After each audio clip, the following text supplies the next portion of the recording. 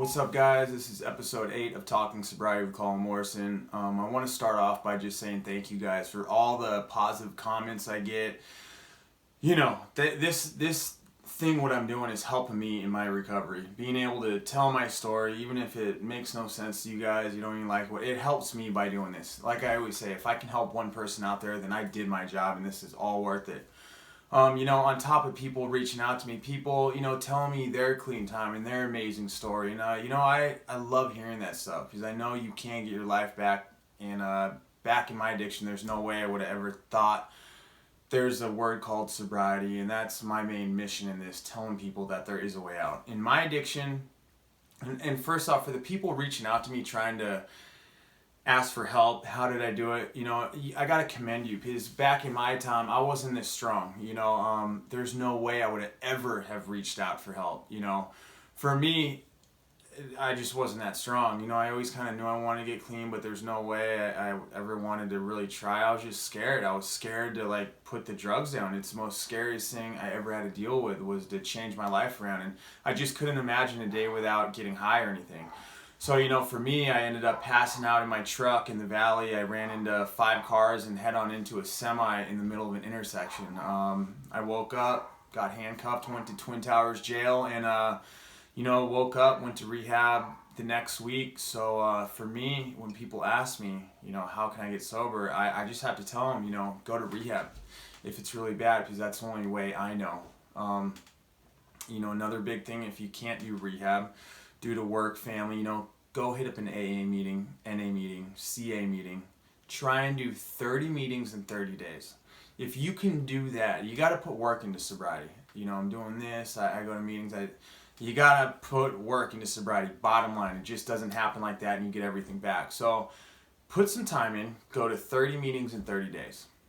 Somewhere in that 30 days, something's going to click. You're going to hear something, and that it might turn your life around. AA meetings, NA meetings, they're free, 1 hour a day. And I gotta tell you, it's not like the movies where everybody's in tight circles, smoking cigs, lights on you. It's not like that at all. Just go there. If you don't want to talk, just go sit down and listen to people talk. Listen to the newcomers, the people that have time. And you're gonna realize you're not the only person dealing with your problem. Addiction is crazy, and everybody has the same story of how jacked up it is. The things you do to get high, and the weird things you do and you witness and you live through. You're not alone out there.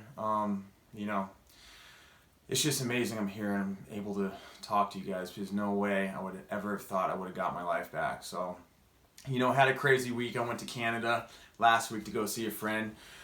Got off the plane, everything was good. I was going to Whistler, Canada. It's going to be sick. Going to go mountain bike riding, show up, go through the little border patrol section. Forgot the word for it. You know what I'm talking about. But anyways, they put a red circle around my ticket. They said it's random, every 10 people. I kind of think it was a piece of tattoos. So I go there. Girl searches my bags, everything, and I was sweating because it brought back my old time.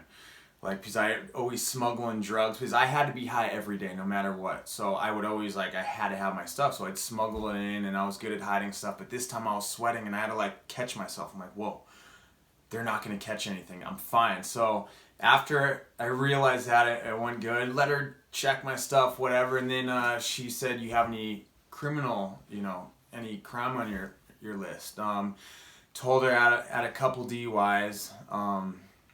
I told her my story, how I kind of changed my life around and stuff, because I know they're going to look at my crime report, criminal report. I have nothing really too outrageous on there. There's drunk in public, DUIs, nothing I'm proud of. So they looked that up, and she Googled me, saw what I had going on, and she felt she was kind of proud of me. She actually told me that, so that was cool. I thought I was gonna, she was gonna say, pack up, you're in. Her sergeant comes down.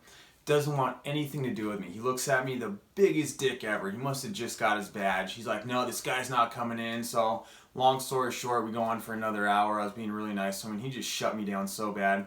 Bottom line is, he said, nope, you're flying home. Your next flight's in 6 hours. I had to stay in this jail type room for 6 hours. They wouldn't let me go to the normal airport. It was horrible. Felt like I was in jail again, man. It was just, the guy treated me like a criminal. Then they had 2 cops walk me to to go to my my little sector where I was going to walk in the plane, they had to sit next to me. Even when I had to go to the bathroom, they had to walk into the bathroom with me to see like if I wasn't going to run the other way and try and, you know, jump out of the airport or something. It was crazy. Like oh man, they treated me like I was a hardcore criminal. And I'm like, dude, this isn't a misdemeanor. You guys know that. Like, this is from a long time ago, you know, like, what? I don't know. That just really pissed me off. They even had to walk me on the plane before they gave me my passport. So that was a gnarly mission. I got back. I was super pissed, but it was the longest day of my life. As I got home, you know, I realized, I'm like, dude, you know, a DUI is gnarly. If I would have killed somebody, if I would have killed my friend's daughter, I mean, just the harm I put into other people's lives, you know, maybe I did deserve this. So I'm still kind of paying for stuff I did in the past. And you know, I'm sure you guys saw my Instagram. I really got pissed, but then, like I also say in my Instagram, I really had to kind of get humble about it and realize it wasn't that bad at all. You know, realize I've been to other countries where I got arrested. They caught me with stuff, and just so many crazy stories. And this time, you know, all I had to do was fly home. I'm sober. I come home to my house, my wife. It's not that bad of a deal, you know. So I had to realize that. Maybe I'm still paying for my consequences, but maybe I deserve that, you know. And I think it's kind of good Canada does that. You know, they really watch who's coming into their country, and maybe that's why there's not as much crime. Even though I'm a good guy, but you really, you know, can't judge a book by the cover, but you kind of have to. I go back and forth, you know. They don't know who I am. I could have been bullshitting them, so I get it. I'm fine with it. Canada, I still love you. I have to go to the embassy, go fill out some papers. I'll be back. And then, you know, another thing I was thinking about as I landed is everything that happened with the Vegas shooting and that whole crazy story, man. Like, all the lives that are just affected from that. How could I be mad? And it's crazy because that was Ashley's birthday that week in Vegas. And we were in Vegas at Ellis Mania that week. And, you know, we left Sunday. The shooting was Sunday night, but Ashley, that's all she wanted to do for like 5 months was to go to that concert. And we were really close to get tickets for that show. And then we were going to go with Ashley's friend Natalie. And, you know, we got a call Monday morning as we watched the news, and Ashley got a phone call saying her friend Natalie got shot in the stomach and the leg. She survived, but it was very close. And that was a person that we were going to go with.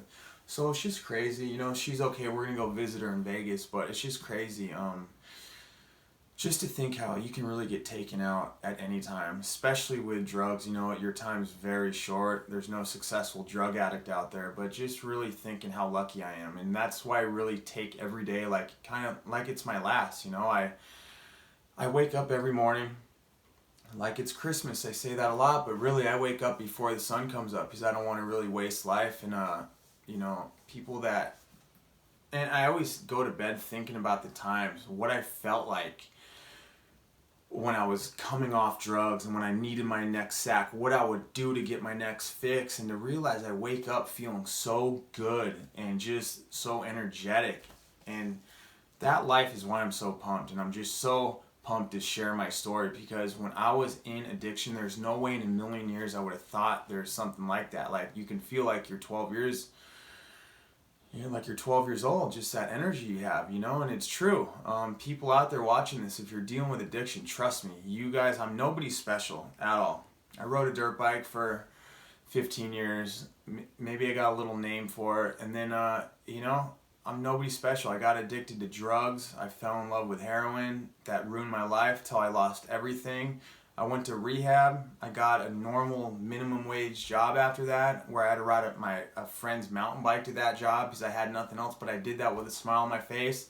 I always made sobriety #1, and things just kept falling in my lap. It took time. I'm sober going on 6 years right now, and I'm still getting things back, you know. I'm also still paying for the stuff I did from the past. That's another big thing. When you get sober, like, you know, if you've been a drug addict for a while, there's a lot of court fees, a lot of stuff you probably messed up, and it took me probably 3 years to fix all those problems. And look, you know, they didn't let me into Canada, so I'm still going over stuff from the days of when I was an addict, but I'm okay with it, you know. So it's just one thing. I got to go to the embassy, take care of that, and, you know, it'll be fine. So, you know, I guess I'm going back and forth, but I'm just trying to say, like, when you get clean, it's gonna take a while to get your stuff back. You know, it takes, if you're a hardcore drug user, you know, it doesn't happen overnight. It's gonna take time to get clean. And people always ask me, you know, I'm like a week and a half in, when do I start feeling good again? Different for every person, depends on the drugs you were, but you know, for me it took about 3 weeks for me to really get my life back. So don't give up, because that's another thing. People will stay sober for 7 days and you know, they're like, F this, 7 days I still feel like crap, and they'll go back out. You know, you're so close. You know, I wish I could say something better, but you're gonna feel worse before you feel good. So just power through it, and you will see the light of day again. I could never get clean without rehab, because there's no way I could be strong enough without lying to somebody, going to get some pills, going to get something to make me feel better, you know? I mean, when you're coming off drugs and you feel like you're gonna die, and the only thing that's gonna make you feel better is drugs, so of course you're gonna go get that. It takes a man, it takes somebody so strong-minded to like just say no and just see that the outcome is gonna be glorious. You know, I couldn't do that. I had to be tied down into rehab. For a lot of people, if that's your only option, I'm telling you, rehab was the best experience of my life. You know, 30 days, go in there, just got to go do the stuff they tell you, and you know, you come out a new man. So if that's something you guys really got to think about, or you're scared to make that commitment, I'm telling you, I went to sober living for 3 months, and it was an amazing time. I had a great time. I look back every single night and I think about those times when I was going to rehab, when I was laying in bed thinking where my life is going to be and just all this crazy stuff. And to look at my life now, it's amazing. You hear these stories like mine every single time you go into an AA meeting, from people where they make sobriety number one, all these miracles. When I was newly into my addiction, I went to AA meetings and I heard all these people that were making sobriety number one, and hearing all these miracles. I just got this job, I just bought this boat, like all this crazy stuff, and I like just walked in when I had literally a skateboard, a couple t-shirts to my name, and I'm just saying, dude, F you, you have no idea. And like, now I have everything.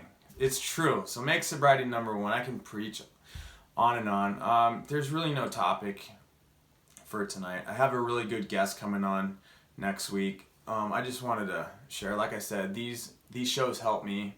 I try and respond to everybody, so, you know, thank you for all the comments and everything. So I got a really cool guest. Oh, I forgot, today I interviewed Nikki Sixx. This is my last story and I'll shut it down, but I work for Recovery Today magazine. I have my own section in there, SCUMMY Unplugged, and you guys can download this on your app store, on your computer phone. It's an online sobriety magazine where it gives you tips, articles. It's a full-blown magazine. It's really cool. So download that, check it out. But next issue, I interview Nikki Sixx, and it was amazing. I was so nervous. This is the only guy I've ever been nervous to talk to, because he's a legend to me. He's a dude I've looked up to. Of course, I love Motley Crue, but I look up to him more for being sober. When I was in my heroin crazed addiction, at the end I read his book, The Heroin Diaries, and this is a book where he was strung out on heroin for years, and he wrote in diaries, and after he got sober, he published all that, made it into a book. So it's just a crazy story, but at the end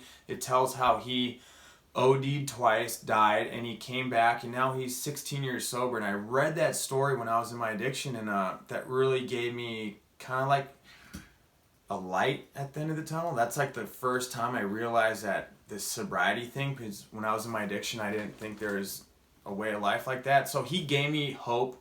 When I was in rehab, he has another book. Why